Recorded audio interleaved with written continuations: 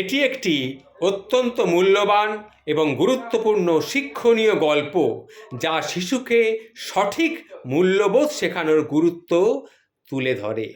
ধরুন, দুপুরের খাওয়ার শেষে একটাই ডিম রয়ে গেছে। রাতে খাওয়ার সময় ডিমটা আপনি কাকে দেবেন? পরিবারে শুধু আপনারা দুজন এবং একটা ফুটফুটে সন্তান। কখন আমরা সেই চিত্রটা সাধারণত কি দেখি তখন হলে? রাত্রে খাবার সময় বাচ্চাকে আমরা পুরো ডিমটাই দিয়ে দিই, আর বাবা মা দুজনে ড্যাব ড্যাব করে তাকিয়ে থাকি, যে তার খাওয়া দেখে আমাদের মনটা ভরে যায়। আহ, কি শান্তি! আসলে কিন্তু এটা করা ঠিক হয়নি। আমাদের কি করা উচিত ছিল সেটা শুনুন। আমাদের করা উচিত ছিল, রাতে তিনজনই একসাথে খেতে বসবো। তার সামনে ডিমটা সমান তিনটে ভাগে ভাগ করা হবে এবং তিনটে টুকরো তিনজনকে পাতে পড়বে। বিশ্বাস করুন, এই ক্ষেত্রে বাচ্চার আস্ত ডিমটার খাওয়ার কোনো ফায়দা নেই, বরং তার ব্রেইনে একটা ভুল মেসেজ আজীবনের জন্য সেট হয়ে গেল। কি?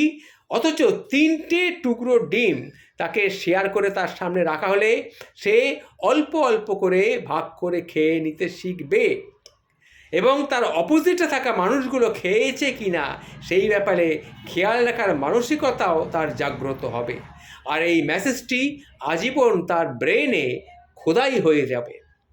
এটা একেবারে ছোটবেলা থেকেই করা উচিত। বাচ্চা তার বয়স অনুযায়ী যতটুকু বোঝার সে ঠিকই বুঝবে। বাচ্চারা তাদের মতো করে সব কিছু কিন্তু বুঝে নিতে পারে।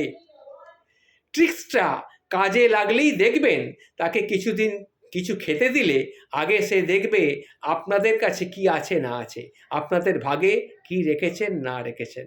বর্তমান সময়ে অনেক বাচ্চাদের দেখা যায়, কি দেখি আমরা, যে সবটুকুই নিজের করে তারা পেতে চায়। তারই ভাই বোন যদি থাকে, তাদের দিকেও সে খেয়াল রাখে না।